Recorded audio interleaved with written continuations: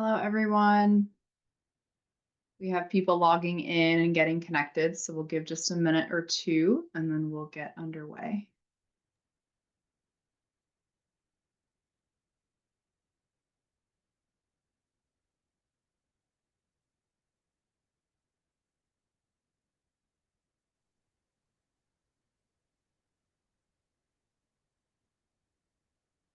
All right, welcome everyone. Thank you so much for joining the Link Center for the shared learning group focused on the topic of developing emotional regulation and coping skills. I'm going to go over a few housekeeping items while we get started. The session is being recorded. The recording and the transcript will be made available on our website. We welcome you to visit the website and the content yourself and share it with others. Attendees cannot see the names of other attendees and all attendees are muted. Please use the chat function in Zoom to communicate with other people and the host during the webinar. You can use the chat by clicking on chat at the bottom of your screen. And be aware that your name will appear in the chat if you make a comment. And if you want to, you can change your display name by clicking those three dots next to your name and selecting Rename. We will have representatives from the Link Center watching the chat and responding throughout the session today. If you'd like to submit a question or a comment privately to the host and panelists, you can do that by clicking on the Q&A function at the bottom of your screen. We have live captioning and ASL interpreters present today. We will be spotlighting the active speaker and the ASL interpreter throughout the webinar. If you click on View on your Zoom screen, you can change the way you see the panelists. And if you're having any trouble with your view, please let us know in the chat and we'll try to help you.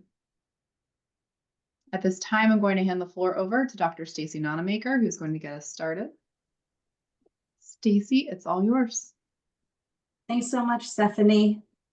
Hello, everyone. As Stephanie said, I'm Stacy Nonamaker. I am with NASDs, which is one of the partners of the Link Center. For a visual description, I am a middle-aged white woman with dirty, blonde, straight, shoulder-length hair. I'm wearing glasses and a cream color sweater, and I'm in front of a blue background. We are so glad that you've joined us today to talk about the topic of developing emotional regulation and coping skills.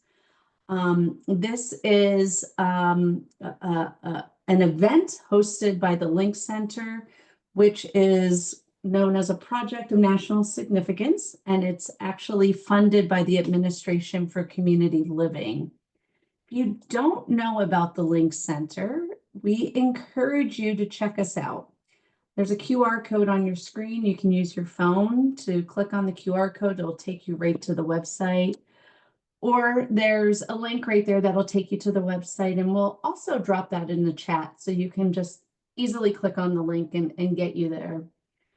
The website has a lot of great information, in my opinion, including resources, trainings, information, really that supports the aim of the Link Center, which is to increase and improve access to mental health services for people with intellectual and/or developmental disabilities, brain injury, and other disabilities.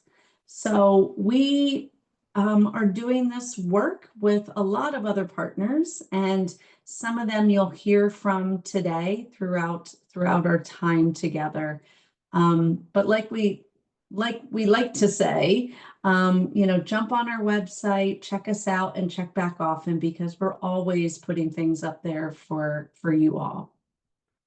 So you may have joined us before in one of our other shared learning groups, and perhaps some of you haven't been on a shared learning group before, but just a quick overview. Every quarter, we host 4 meetings. We hosted 2 yesterday, one for direct support professionals, or DSPs, one for clinical professionals. And then earlier today, we hosted one for families, and this particular session is really aimed at people with lived experience. The topic is the same across all of these meetings.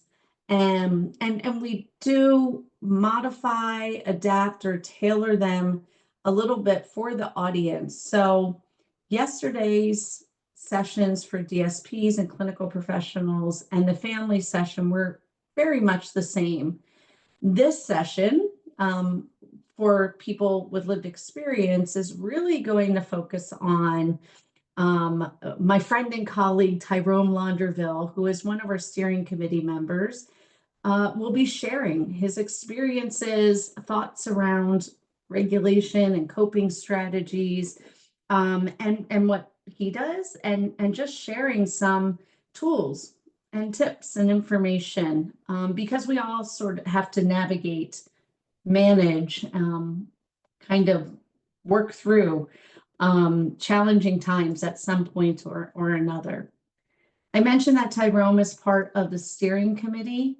The Link Center has what we call a steering committee, and that's a group of people across the nation with very diverse lived experience, who have co-occurring needs like IDD, brain injury, other disabilities, and mental health support needs. And this group of people really informs the work that we do here at the Link Center, from the topics in these shared learning groups to developing the content and presenting, like Tyrone will be doing today.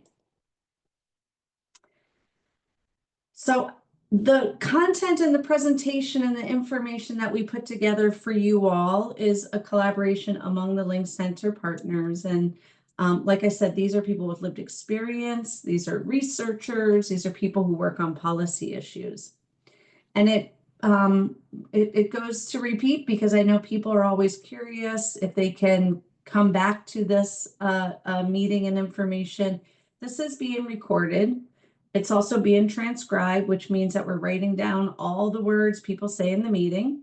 And all of these materials will be available on our website after the meeting. And we just encourage you all to be part of our community and share this out to other people that you think would benefit. So what are we going to do today? What's our agenda? Well, some of you already beat me to it, which is great. Thank you all. Please introduce yourself in the chat. We love to know who's joining us. So if you wouldn't mind, just take a second if you can and put your name, maybe what state you're from, any affiliations or associations or memberships or groups you may have in the chat. We'll do a little bit of sort of setting around why we're talking about developing emotional regulation and coping skills. Tyrone will share some tips and some tools and some information about developing those strategies. And then at the end, we're going to spend some time doing a group exercise together, because we're going to take what Tyrone talks about and put it into action. And really think about how we deal with challenges that require emotional regulation and the use of coping skills to help us manage difficult moments or stressful situations. So what are our goals? Well, these are called shared learning groups for a reason. So we want to share with you what we're doing at the Link Center related to this topic. And then we're hoping that you'll share with us. So we'll share what we're learning and why it's important to think about regulation and coping skills. Hopefully you'll get some ideas after today. And then we will learn what you think about managing emotions during challenging moments. We're hoping that the group will help identify needed resources and information that the Link Center can gather or work with partners to develop. Because there may be some things that we need that's not out there, and that is something that the Link Center can do. And you also help us come up with ways to solve example situations that we'll present in the group exercise. So our steering committee has developed a few sharing lived experience points that I want to share with you all before we get started. The first one is take care of yourself and do what is necessary for your comfort and care. We should be gentle with ourselves and each other because this is hard work to do. So we know that for some of the things that we talk about may be sensitive or triggering. And so we just want to encourage you all to take care of yourself, whatever that looks like. We celebrate that we are all individuals with different backgrounds. We celebrate that we have shared experiences to learn from. We know that we are each unique with our own experiences in the world. And finally, we listen and share with open minds and kindness. We do not judge or blame others for what they share. We have the chat open, so we encourage you all to, write what you're thinking, react to what we're saying in the chat. We really want to hear from you all. And if you want to come off mute, go ahead and raise your hand and we'll take you off mute. We're a smaller group and we welcome that interaction. And I know Tyrone really welcomes that interaction as well. Okay, one of our partners is the Ohio State University, and they're doing a lot of work in trying to understand how many people with intellectual and or developmental disabilities have mental health conditions. And also, what do those folks need? And so this video is a really good lead in to what Tyrone is going to talk about how people tend to their health and welfare, which is what we're going to be talking about today, right? It's also an opportunity for any of you that are interested who have an IDD diagnosis, intellectual and or developmental disability, or if you know someone that would be interested. This is a project where they're looking for people to share their experiences. So let's watch a short video before we jump in. How do you feel today? I feel pretty good. Flabbergasted. Like $2,000, my man. Like $2,000. $2,000. Yeah. I'm happy because I've been doing good work today. How do you stay happy? Simple answer, 2 words, video games. By smiling.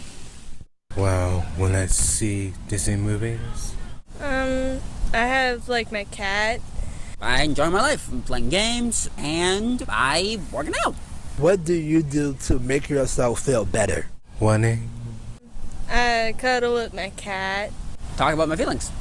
What makes me feel better is like I meditate because it calms me down, and I like to pamper myself, like using face masks and stuff. I listen to music. I have like a stress ball, so I play with the stress ball. I like to eat. I try to think that I got this whenever I'm faced with a difficult situation.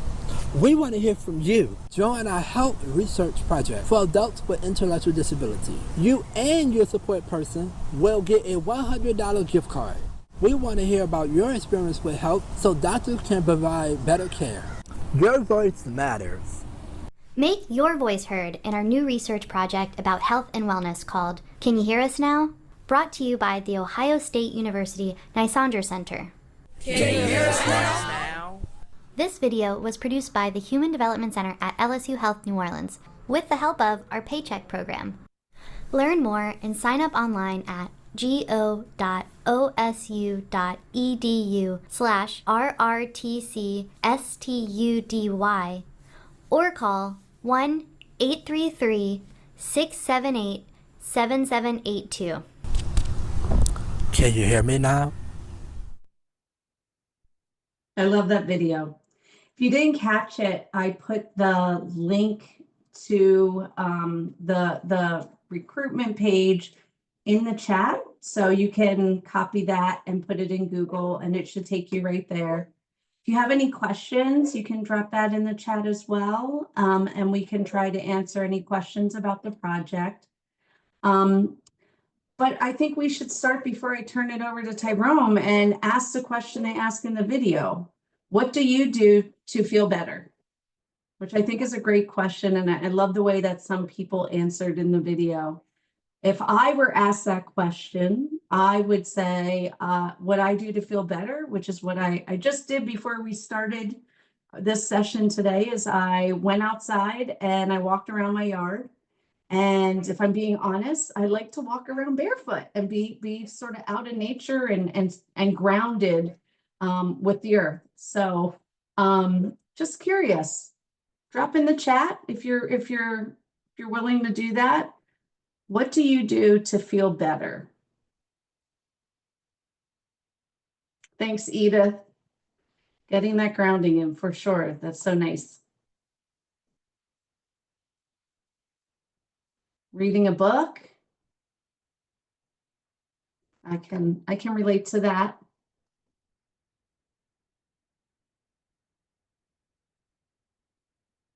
Ride my bike, talk with my chickens. I love that, Edith. Raphael, meditate, play video games, read, video chat, my best friend. Those are all really great things. And I love that you have like a menu to choose from.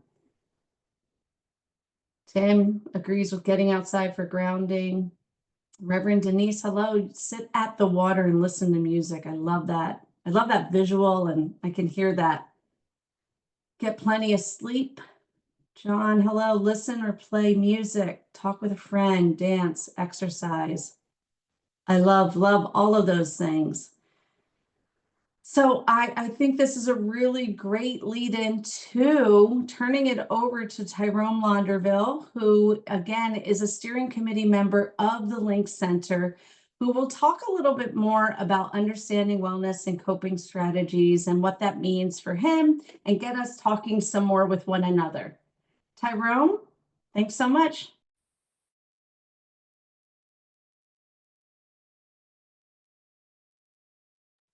Oh, Tyrone, are you on mute?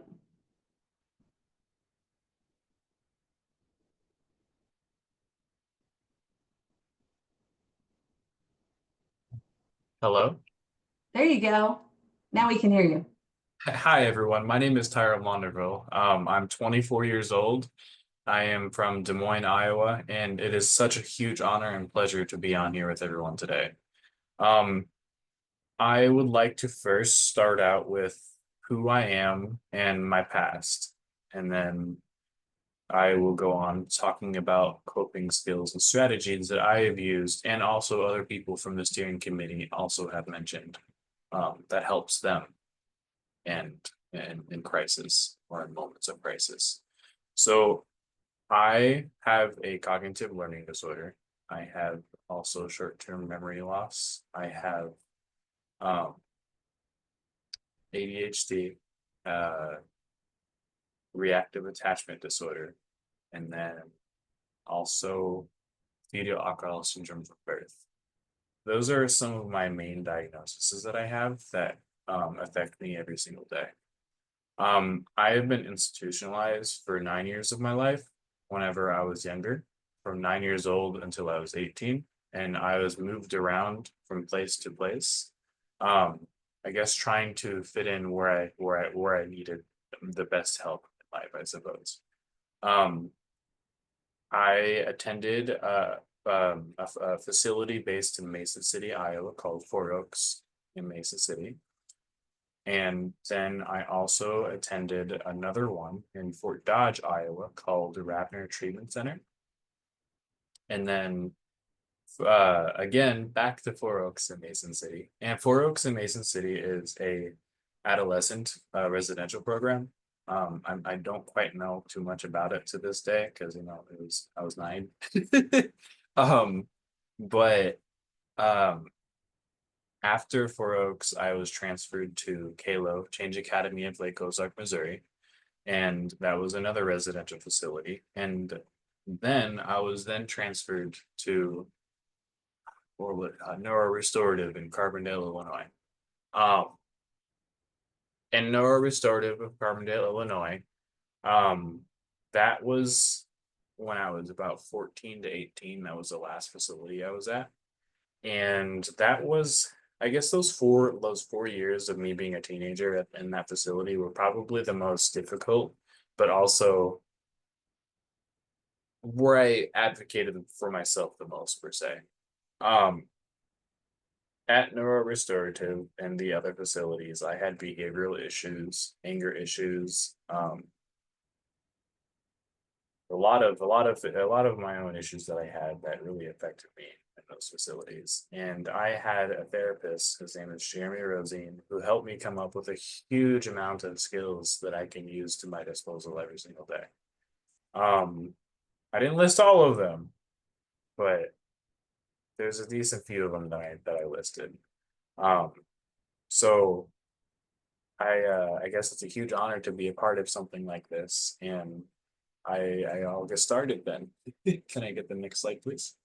So we're gonna go ahead and start with what is wellness. To me, wellness is a balance of physical, mental, emotional, and social well-being. For instance, physical, staying active, eating well, and getting enough rest is a part of wellness. And then mental wellness is developing a positive mindset and managing stress. And then there's emotional wellness and understanding and expressing feelings in a healthy way. A lot of people do all three of those specific terms. Everyone uses those every single day, and that plays a huge part in understanding what coping skills are, per se. Next slide, please. So the types of coping skills strategies. I did a little research on this. I'm basing these strategies off of the three types, or the three like main psychology terms of mental wellness. And for one of them is problem focused skills, emotion focused skills, and meaning focused skills. For problem focused skills, finding solutions and taking action. Emotion focus is managing feelings and reducing distress. Meaning focused skills is finding positive meaning in challenges in your everyday life. And that's not just your everyday life, that's also in times of major crisis or if something really horrible happened, per se. And I'll discuss more on each and every single one of those terms later on the slides as well. Next slide. So for problem-focused coping, to me, that would be identifying the problem and looking for solutions in moments of crisis. And making a plan and taking steps to address the issue afterwards, whatever decision you make. For examples like time management, asking for help, and breaking tasks into smaller steps. So for instance, let's say you are at work and you have a lot of stuff going on in those moments at work, and there's just so much stuff going on. You're in a restaurant, or your job is a restaurant position, per se. Restaurants can get very busy sometimes. And I work at Domino's personally, and at Domino's, it gets very busy, and I have to use problem-focused coping skills quite often in the moments to calm myself down. And even asking for help often. I do that all the time. So if anyone has anything that is similar to problem-focused skills, please send it in the chat. I'm curious, because that's a huge thing that people use every single day. I'll wait for if anyone has anything to say. I'll wait.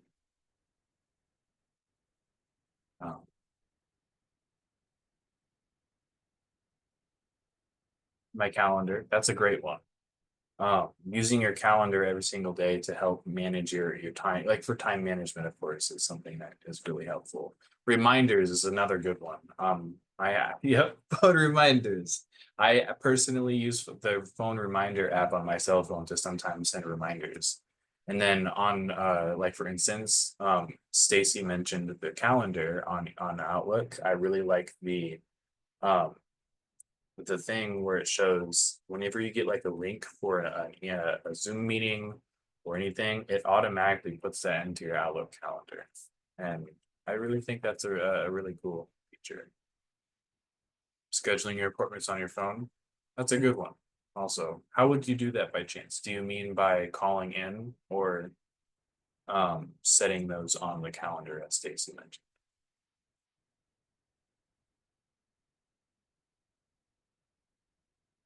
Awesome. We'll go to the next slide. So the second one is meaning focused coping skills. And meaning focused coping skills, that would mean finding meaning. And is there a slide before this by chance? Nope. No, okay. Finding meaning and helping you grow out of difficult situations, changing your perspective to see challenges as learning opportunities. And for example, practicing gratitude, focusing on personal growth or helping others. For meaning focused coping skills, this one it took me a minute to kind of understand with Stacy specifically what meaning focus meant. And I'm still having a hard time, but practicing gratitude is and meaning, sorry, I'm having a brain fart. um um meaning focused coping. I might need help with this, Stacy. I'm sorry. uh for meaning focused coping skills, for instance, and Yeah. like No. So when we talked about this, Tyrone, we talked a lot about finding the positive in things, like right, reframing a bad situation, finding the silver lining in a difficult situation. right. So for instance, at work, I'll use an example. Whenever, so we have trays of dough that receive on a truck from Indiana for all the pizza dough. Um, trying to find out. I'm sorry, I'm having trying to find. Whenever my boss asks me to go grab some dough, at times I get really confused and and angry at times, and then sometimes whenever she asks me to do stuff, I sometimes get a little upset with her. And I have a staff member that helps me with SEO work every day. And sometimes I call her and ask her like, what's going on? I feel like everything that I'm doing is going wrong in those moments, especially at work when I'm in crisis or just in general. I'll call my SEO worker and ask like, what's going on? Am I doing something wrong? Is is is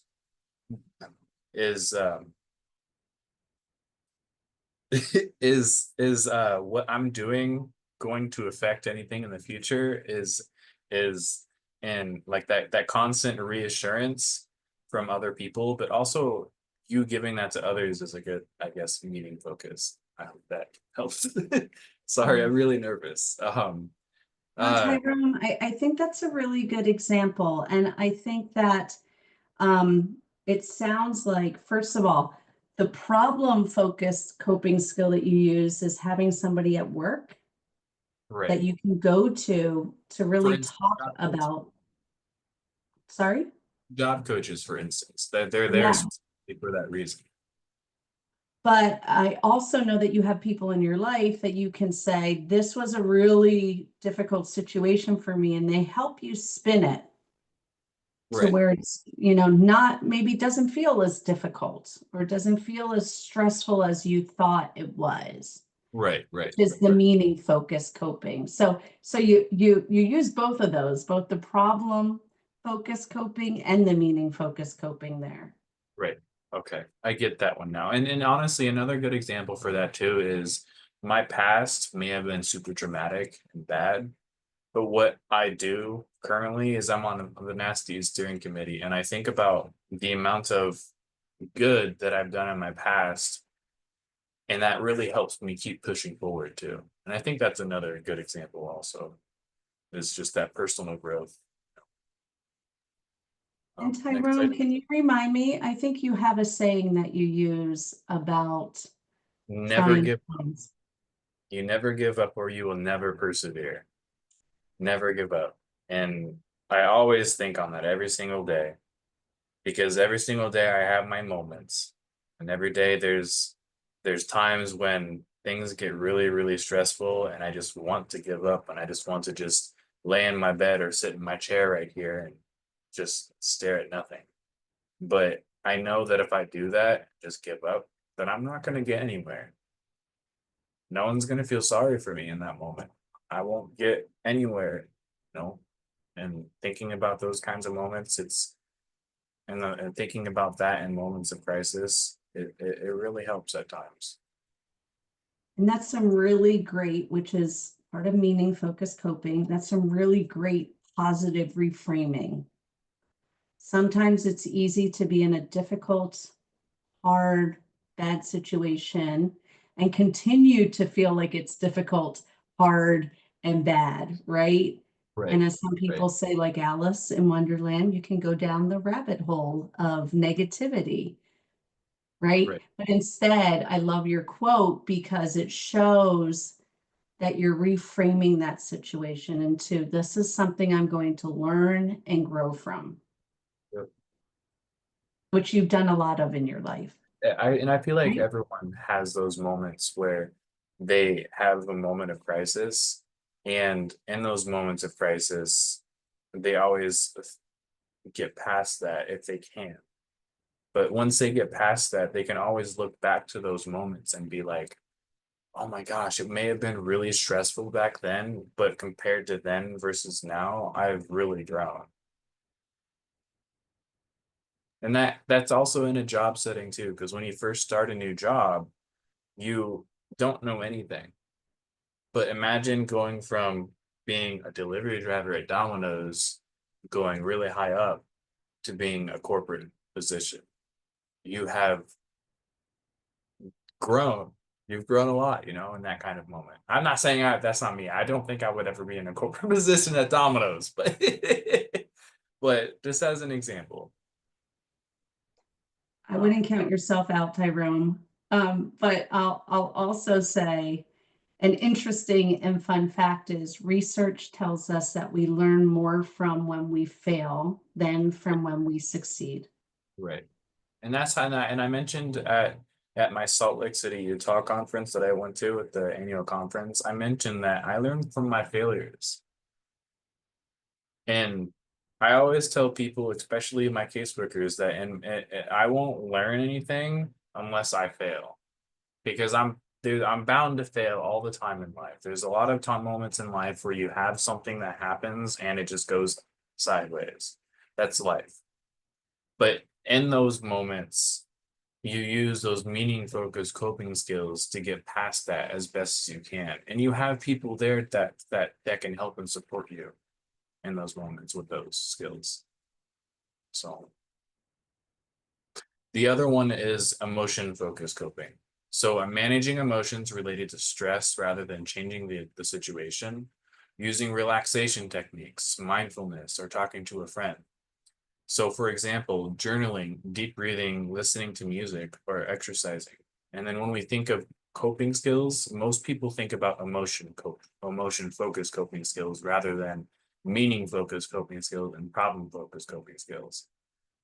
And so another huge example, and I really want to say this in this one meeting as well. Yesterday, I stated that my therapist once had me do this mindfulness exercise as an emotion focused coping, and what he did was he gave me a little chocolate Hershey's kiss, and he told me to put it in my mouth, don't chew it, just let it sit on my tongue and close my eyes, and then just think about the taste, the texture, the milkiness. It's the sensory aspect of the chocolate, and it calms you down.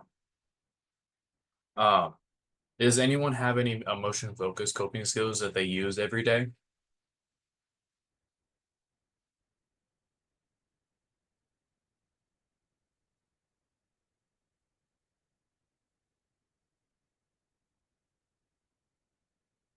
Feel free to put it in the chat.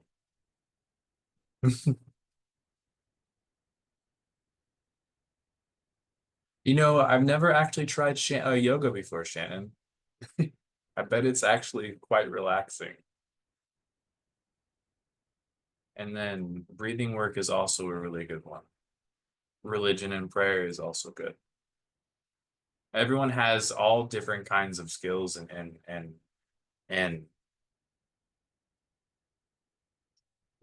everyone has their own different kinds of coping skills that they use every single day. And a lot of them can be very, very similar.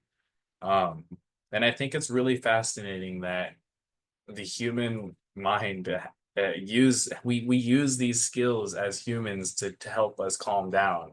And imagine what it was like in like the 1900s or something, when we didn't have like music like we did, like we do now, or any of the advanced technology. I wonder, I'm curious what people think that they used back then also. I know that's might be a little bit off topic, but comparing now versus then is also something that fascinates me. I try journaling, writing, but I neglect my work often. That's a good one, Raphael. And listening to music every day also is a good thing too. Using the word stop and then paying attention to what I'm hearing in my surroundings, and then seeing and centering myself. That's a really good one. That really is, John. And then for Edith, she mentioned that she's a sensory person. So wrapping up tight in a soft blanket, a burrito. I like that. That's awesome. Some people also use weighted blankets too, and sometimes that pressure really helps alleviate the stress and calms them down too. For me personally, some emotion focus coping skills that I use is I like to go outside and just listen to nature a lot when it's nice, when the weather permits it. When I'm not able to go outside, I love just sitting inside and having a fan on my face and just calming down, quiet breathing exercises, mindfulness exercises, just sitting there. And also sitting in the sounds a little depressing, but sitting in the shower at times too, and then just having the water run down and just closing your eyes and then just thinking, you know. Sometimes doing that really helps also. Next slide. So 7 types of coping skills: recognizing emotions, healthy distractions, grounding techniques, expressing feelings in a healthy way, problem solving and perspective shifting, self-care and routine, or reaching out for support. I will be going through every single one of these in a specific slide. So the first one is going to be recognizing your emotions. So the first step in handling emotions is recognizing them. In those moments, it's okay to feel angry, sad, frustrated, or anxious. But the key is acknowledging those feelings without letting them take control. So for instance, what I do is I ask myself, what am I feeling right now? Why might I be feeling this way? And what do I need to do to address these emotions and these feelings? This was something that I'm still really struggling on to this day, is in moments of crisis, it's really hard to kind of just say, as John said, just stop and then just try and calm down and do those 3 tasks. Does anyone else have any troubles with that at times still?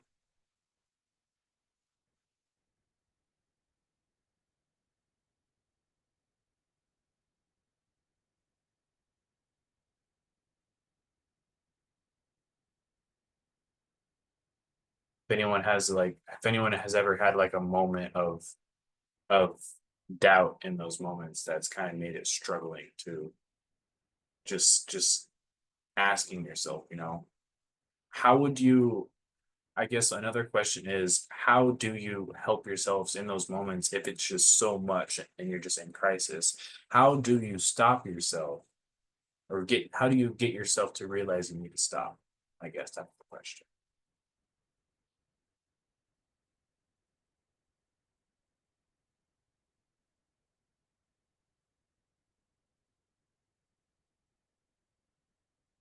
It does help sometimes, Raphael says, and it becomes overwhelming. And then he said, my wife calms me down at those times. And that kind of goes with having that support, that reassurance.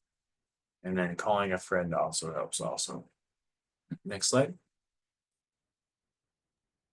Jerome, before I jump to the next slide, if it's okay, I'm going to put a tool in the chat. The Link Center developed it as a resource to help people identify triggers or or things that really are stressful for them.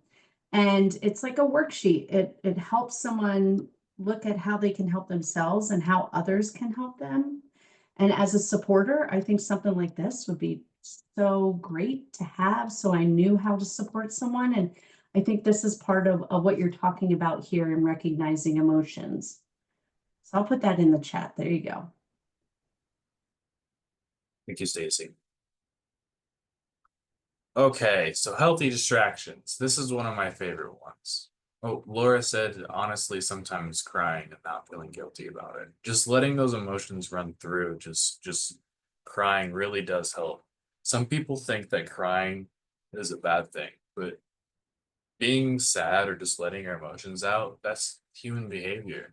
I think it's okay to cry and okay to lean on someone if you need to do that. For healthy distractions, sometimes stepping away from a situation for a bit can help also. So for instance, what I do is I try to listen to music or play video games or watching a show. I also like going on like walks or exercising or engaging in a hobby like painting, writing, or photography.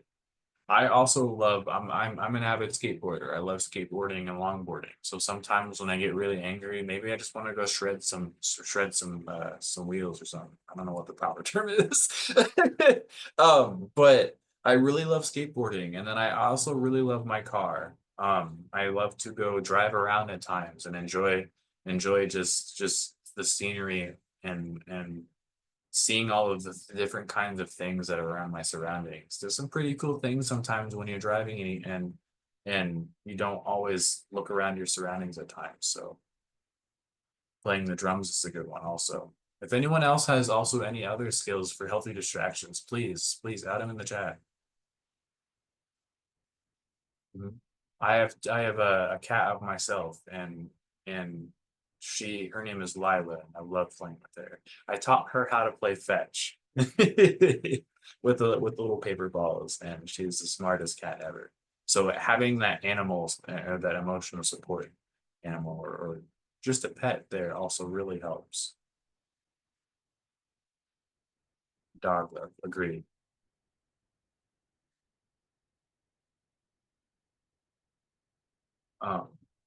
If anyone else does not have anything else, we'll go to the next slide. Legend of Zelda, that's a really good one. The old Nintendos, or do you mean the newer ones on the Switch?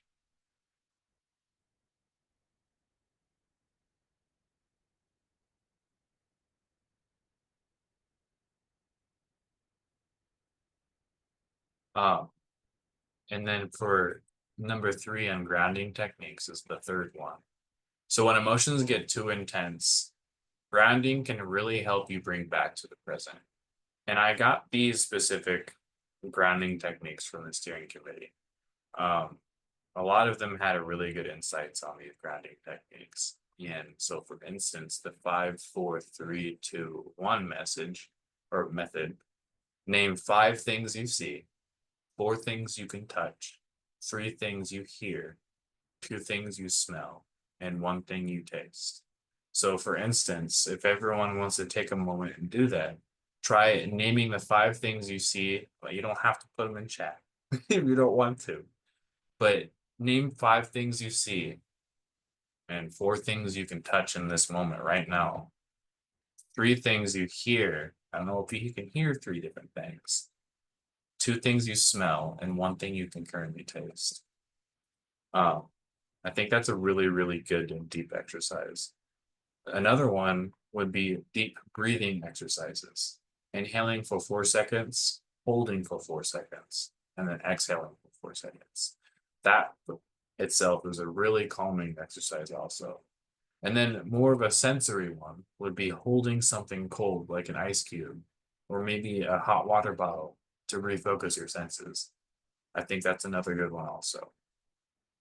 Does anyone else use any grounding techniques of their own every day by chance?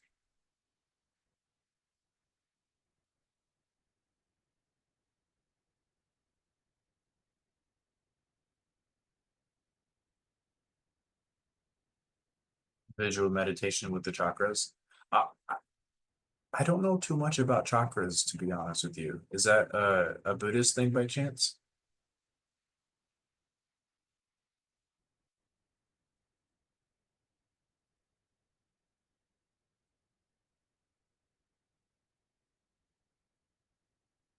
Oh. If anyone else also doesn't have any other grounding techniques too, we'll go to the next slide. Sometimes a good deep inhale and exhale helps. Agreed. So on number 4, expressing feelings in a healthy way.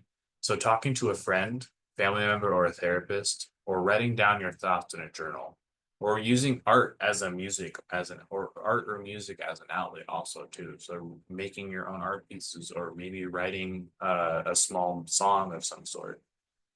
Screaming into a pillow or going somewhere private to let it out safely also helps. So that's a good decent view also. Next slide. Problem solving and perspective shifting. So not every problem has an immediate solution, but looking at things from different angles can also help at times too. So in those moments, you ask yourself, will this matter from a year from now, for instance? So, for instance, let's say you're at work and your boss gives you a write-up. Well, those write-ups don't, well, I don't think personally, those write-ups don't, I don't think they last more than a year, but they could. But will that matter a year from now? Because you never know. Your life could also throw something completely different your way for job-wise. It might not be the best example, but breaking big problems into smaller steps and then focusing on what you can control and not what you can't. Because sometimes people can, like me, sometimes people can take too much and try and take control of all of that. And it really overwhelms them and it just collapses the whole situation over again. So remembering that you can't always do everything on your own at times in those moments can help also. And asking for help. Next slide. Another big one is self-care and routine. Taking care of yourself mentally and physically makes a huge difference. That can really help alleviate the amount of crises you have also. Making sure you're eating, sleeping, and staying hydrated. Taking time to do things that make you happy, and then setting small goals to give yourself a sense of accomplishment every day. That really helps. Does anyone else personally, well, I guess everyone has their own self-care routines. But if anyone else has any interesting ones that I've never heard of, or anyone else hasn't heard of, please feel free to add them in the chat. We'll go to the next slide. Another one is reaching out for support. You don't always have to go through things alone. Find people who support and understand you. So joining support groups or talking to people who relate. Don't be afraid to ask for help either. And then if needed, seek professional help. It's a sign of strength, not a weakness. I have a friend who recently called me and she said that she was thinking about going to a mental hospital because she was really having a struggling time.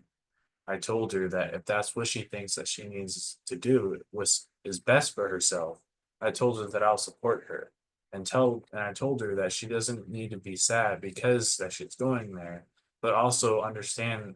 I told her that I respect her for understanding that she was needing that she was realizing that she needed that more help that she could provide for herself, if that makes sense. Karen Topper also said, thank you for that reminder. The news these days and all of the cuts is overwhelming, and it helps to focus what we can control. Agreed. The news in any TikTok, YouTube, any social media platform really shows a lot of negative things, especially on the news that's going on in life, and using these skills really do help with that too. But also don't look into the news too much because that can make things worse. Next slide. Coping strategies I use for emotion-focused coping skills. So staying active, longboarding and skateboarding or gaming to relax, expressing myself through art or painting and writing, talking to close friends, family, or my sister for support, and then practicing mindfulness, deep breathing, and taking breaks when needed. I feel like those are all fairly decent ones. And then for meaning focused coping skills that I've used also, despite my past. Was that sentence supposed to be finished by chance? You just were saying, despite your past experiences, it makes you happy to help other Okay. people, right? Yep. Yeah. So despite my past and experiences, as I said earlier, it makes me happy that I've met so many people and that I've been able to help other people also. And as I said, also never give up in life and you will never persevere. Oh, yeah.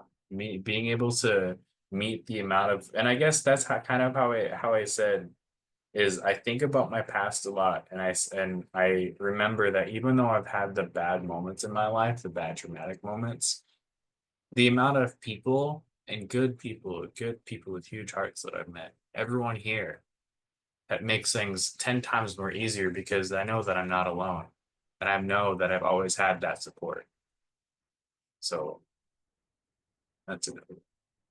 Next slide. So this is for everyone. What coping strategies do you use in daily life? Can you give examples of emotion focused, problem focused, and meaning focused? And then have you had any techniques that helped you through tough times, really, really tough times? And then feel free to share and inspire others also. And then Stacy, someone added in the chat, are these slides available for us? There's a link also.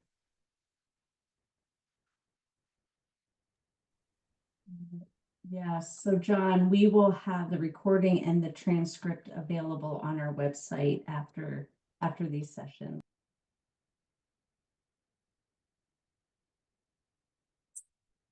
If anyone has anything to add to the chat, feel free to add it. Hugs. Hugs really help too. And Tyrone, as a reminder, people can raise their hands. We'll keep an eye out for that, and they can come off mute if they want to have a conversation about the things that work for them. Yes, of course. If anyone wants to raise their hand and if they'd like to talk also, feel free to do so. Or ask if you have any questions also. Was there another slide after this, Steph or Stacy? Then your final thoughts. Wellness is about balance and finding what works best for you. Coping strategies can improve mental and emotional and physical well-being. Always keep exploring new techniques and support each other. Yesterday, I learned about the Calm app. I didn't know anything about that. Didn't know that was a thing.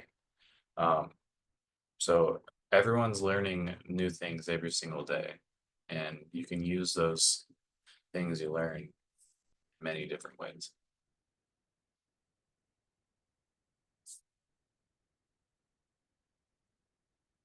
I think that might be it. Might be wrong. Tyrone, I just want to say and open it up for others to react or have a comment. But I think it's really great how you went through those 7 different types of coping skills, because I think that sometimes we think that there's only one way to do something, or sometimes we think that if it worked last time, it's going to work again this time, or that's the only thing that works for me, when there really is and are so many things that we could be doing to cope and regulate ourselves, help others cope and regulate. And I am just appreciating this time with everybody to hear what everybody else does, because I'm not above borrowing what other people do and trying it out for myself. So just a thank you to people that have been putting things in the chat, and also just another, perhaps final invitation, Tyrone, for people to put in the chat, things that they've been thinking of, and maybe we can go back to the slide on the 7 coping skills, if that's okay. that lists them.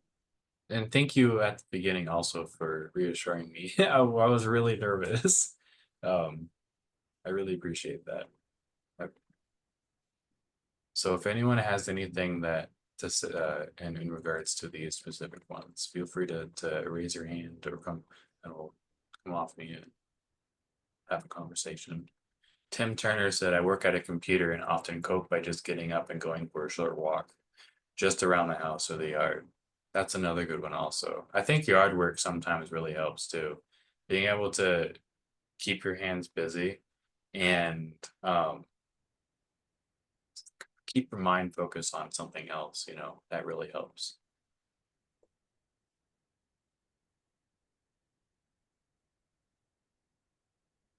Tyrone, something that was shared in one of the other sessions that I'm going to borrow, I actually have already, is that I think it was Jean who was presenting, Jean from NAD, who was presenting earlier, said, and I'm sorry if I don't get this exactly correct, but animals will, like, you know how they sort of shake themselves off sometimes to ground themselves, or, you know, just sort of like recalibrate or reset themselves.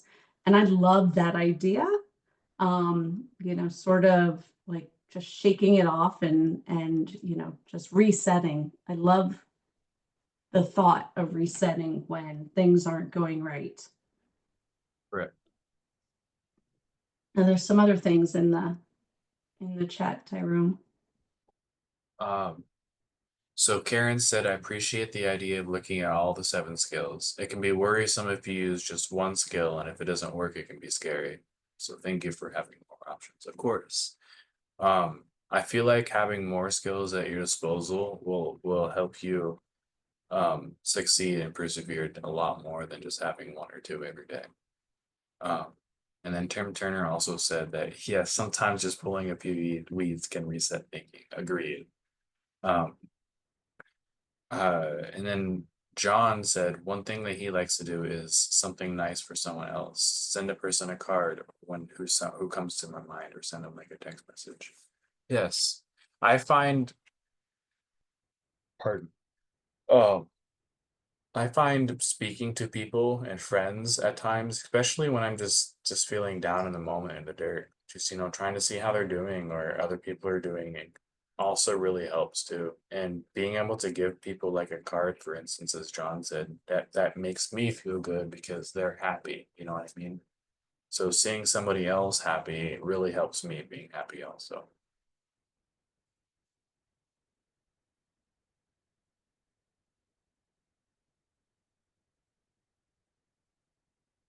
Anyone else? Well, I think we can turn it over to Max and Wendy, because we're going to dig a little bit with our group exercise to see what sort of other ideas people come up with. Thanks so much, Tyrone. That was so great.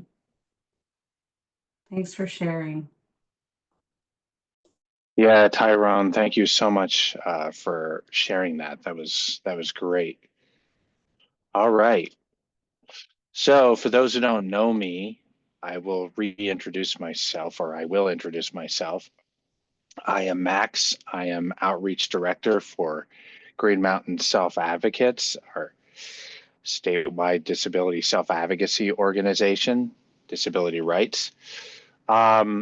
And I am wearing a black headset. I am a black man in my late 30s. I have short black hair. I am wearing a black tie with a white dress shirt with thin light blue stripes. And the background is just a white background with the Link Center logo on the top right. So before I go on, I will have Wendy introduce herself as well. Thank you, Max. Hey, everybody. I am Wendy Morris. I work with the National Association of State Mental Health Program Directors, or NASHBID, and part of the team here at the Link Center.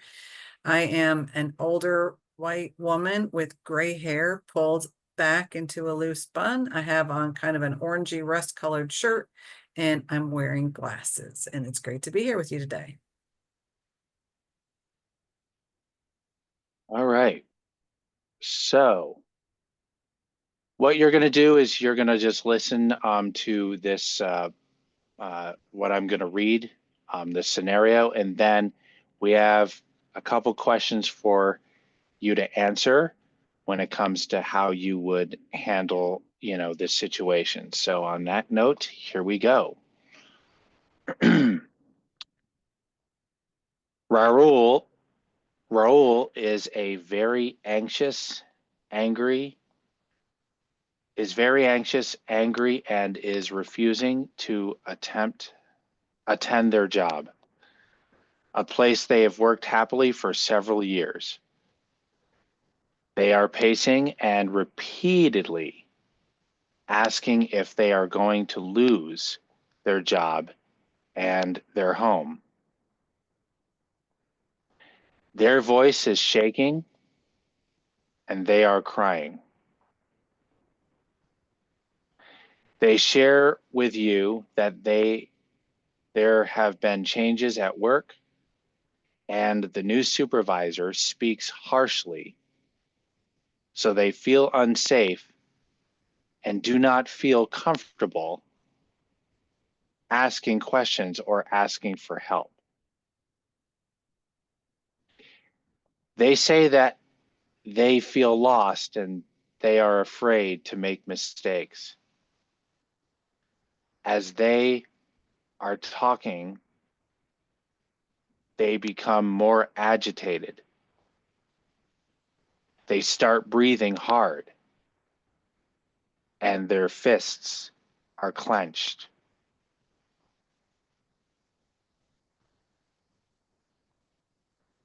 So, first question is, what strategies can Raul use to regulate themselves? What strategies can they use to regulate themselves?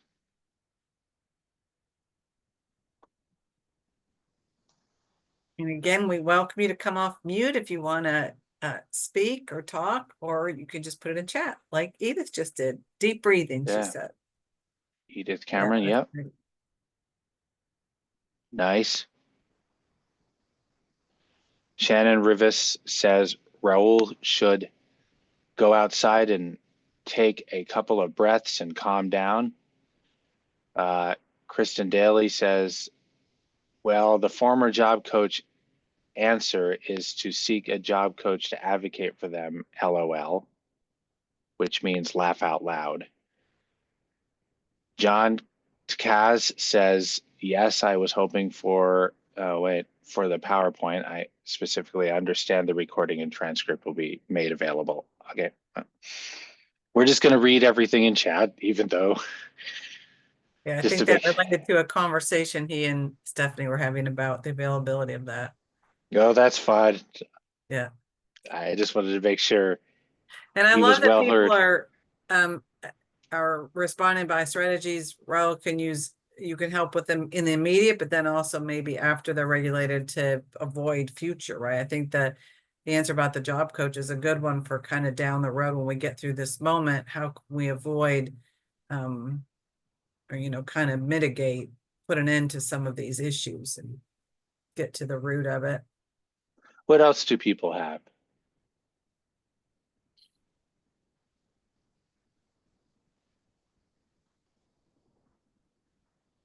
What other something we've already talked about? Mm-hmm. Doesn't have to be new. And again, I just want to say that I love learning from everyone. We love learning from everyone that we present to. I'm one of those learners from people that I present to. So hearing all this actually helps. Men meditate to help. Okay, that's what Rafael Mendoza said. Meditate to help center their thoughts. Stephanie says, oh, wait a minute. I'm gonna that's skip important. that. But Tyrone, Tyrone says an ice cube to kind of bring your senses back. An ice cube. I wonder where you would place that ice cube. I guess that would be pretty individual too, right? Yeah. A lot of people put it on the back of their neck. Mm-hmm. Stacy Nenemaker says, I wonder if Raul knows what strategies help them best when he is anxious like this. Edith Cameron says, I just wondered what prompted these negative thoughts. What was the news on at his house? Did he overhear other workers talking? Yeah. Christian Daly says, Raul could also speak perhaps to a coworker who he perceives to be knowledgeable to help with questions. Yeah, because one of the things in this scenario, it's a new supervisor. So it's somebody that Raul doesn't know, and he feels like the person is talking quite harshly. So maybe it's a mean tone, or it's stern, or it's loud. We're not sure what he means by harshly, but that's how he perceives it. Yeah, so some of these ideas, talking to other coworkers or job coaches to try to help with some of that communication. So good idea. Yep. Yeah. Yeah, absolutely. John Kaz says if there's a trustworthy coworker, see if they have the same experience about the supervisor. It may be an HR issue. That's great. So people are trying to maybe help him problem solve or kind of think, what are some different solutions? Make a list like we did earlier in the presentation today, a list of, so what are some different things we could do? That's great. And when you say HR, do you mean, I think you mean human resources, right? I think that's what they mean. Yep. Yeah. Yes. Karen Topper says maybe it is more than emotional. Maybe Raul should consider checking in with their physician. Sometimes a physical illness can come on slowly. And Kristen Daly says, that's why I recommend a job coach, usually attained through a vocational rehabilitation office, to help speak with the supervisor as a middle person who would also have a supervisor they report to, who could also call the workplace and advocate for Raul. So now Raul has a team on his side. Yeah, and that was something Tyrone talked a lot about, right? Is how important to have somebody in your corner, somebody there to help support you and work through those issues.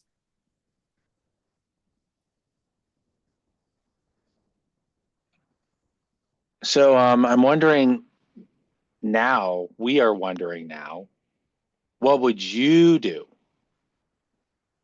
What would you do?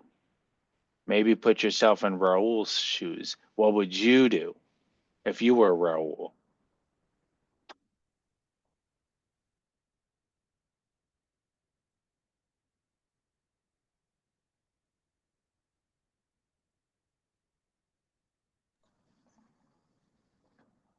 In their shoes.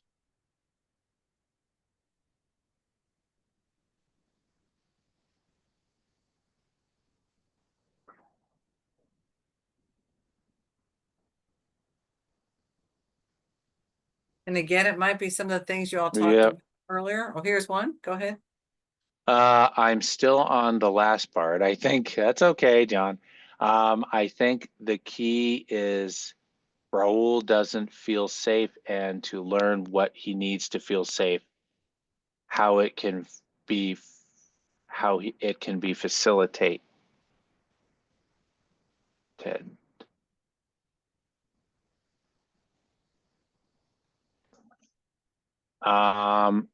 Apologize to this is what Shannon says.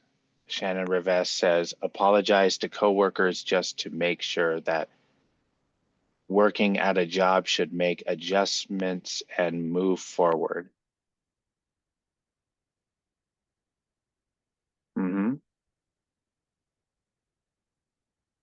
Anything else on what you would do? Kelly Milligan says, Kelly Milligan says, I would seek advice from a family member and also pray for direction of what my next steps might be. So that's great. So talk to somebody you trust and somebody whose opinion you value, and maybe somebody who supported you before when you've been upset. It's a great idea. So prayer and seeking another person you trust. Mm-hmm. All right, okay, so Reverend Denise said, I love that and agreed. Kristen Daly said, well, sometimes even the happiest workplace can be ruined by going from feeling safe to unsafe. Sometimes if the toxicity,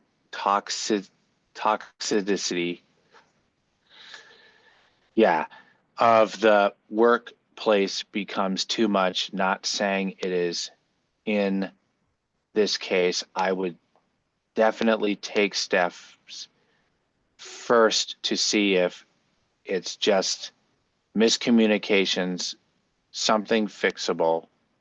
But sometimes the best way you can use your voice is to leave the job when it stops serving you in your goals growth journey. Yeah, what I kind of get from the first part of Kristen's comment is that, we want to be sure we're validating feelings, right? Whether they're our own feelings or another person's feelings, that if you feel unsafe, that's a real and valid feeling that we want to get to the bottom of. And can it be resolved? And to Kristen's point, if not, maybe that's not a place they're going to choose to work anymore.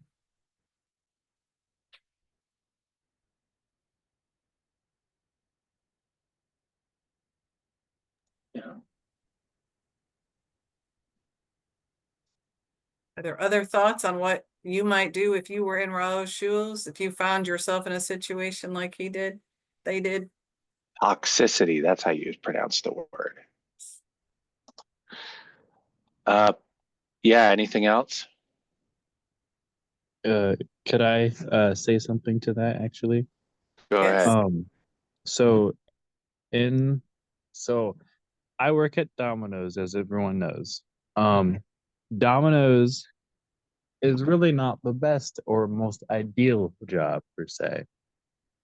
But there's a lot of moments where I have a hard time at Domino's. And I've always wanted to find a separate job. But what's keeping me at Domino's currently is my boss and the people that I work with at the moment. I may not like the job itself, but thinking about the people that I work with and just how, you won't ever find a good job unless you like your boss. And that's, I guess, a good way to put it. I like my boss, so I'm staying at Domino's for a bit. and thinking of it in that kind of way, when you realize that you actually enjoy the people you work with, even though the work itself may not be the best. I feel like that's a good way to think about it in that moment. Yeah, I love that, Tyrone, because I think that's true in a lot of situations, right? If we don't feel safe or have good company, whether it's at home or at work or in social settings. I was talking to somebody the other day and I said, bad company can ruin a good meal, right? So if you go out to dinner with somebody and that is correct. Yeah. That's right? a good thing. I like that. Yeah. So that's true at work. It's true in home. Yeah. I have I think Edith Cameron in chat, I think agreed with you, Tyrone, said you are spot on there. John Cass says, do we know if the new supervisor is aware of Raul's specific needs for support or approaches that work best for him? If not, an advocate may help here. Good point.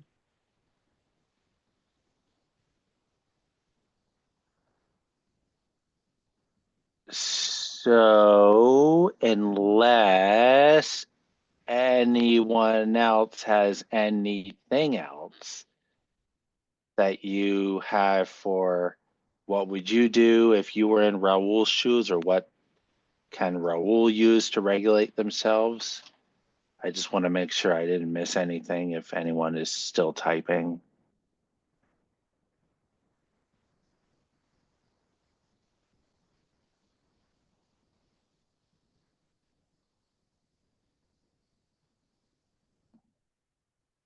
Well, it doesn't seem like it, so I believe I can turn it back over to the main folks. But thank you so much, everyone. And again, all your thoughts, all of what you shared, we definitely like learning from.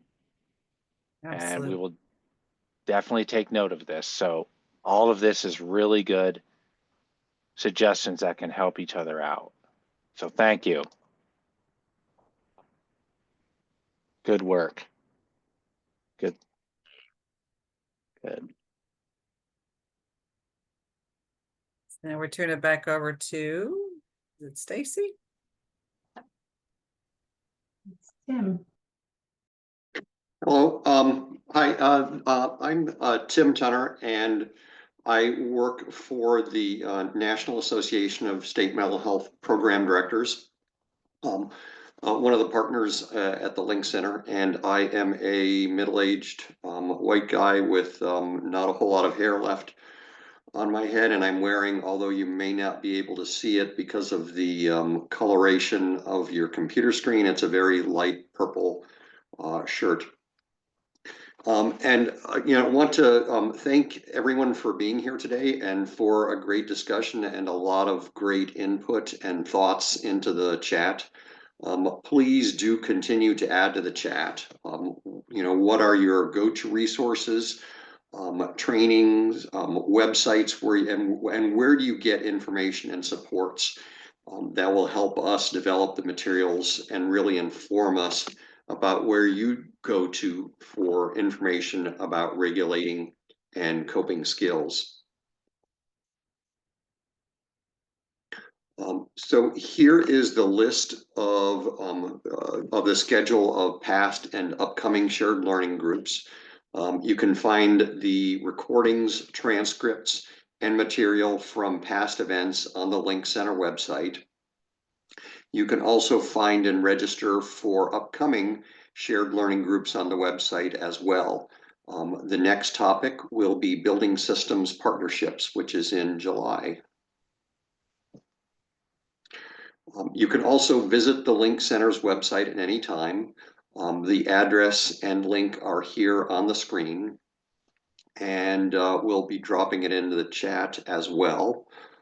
You can also, if you have any questions at any time, you can email the Link Center with any questions or suggestions. And please do, if you have any questions or suggestions, please do send them to us, because we really take them seriously. We're constantly updating materials and adding more materials to the website. So we really appreciate any input that you are willing to share. We do have a quick evaluation that we hope you will complete for us. On the screen is the QR code, and you can scan this with your phone and get the link in the chat as well. And it will pop up when we close today and will be sent out to everyone in an email. Your feedback on the evaluation really helps us make improvements and adjustments for future webinars and products. So please, again, send us information, send us feedback. We do take it very seriously. So thank you again for participating today. Want to give a special thanks to you, our colleagues at NAD and the OSU, and we would like to thank Tyrone Launderville and the rest of the steering committee as well, for always sharing your thoughts and experiences that are invaluable to these shared learning groups. Thank you also to all of our colleagues at HHS who have led essential work on mental health and substance misuse. and to all the partners at HHS and elsewhere for contributing to the preparation and content for this meeting. That is all we have for today. So have a great rest of the afternoon and evening, and thank you.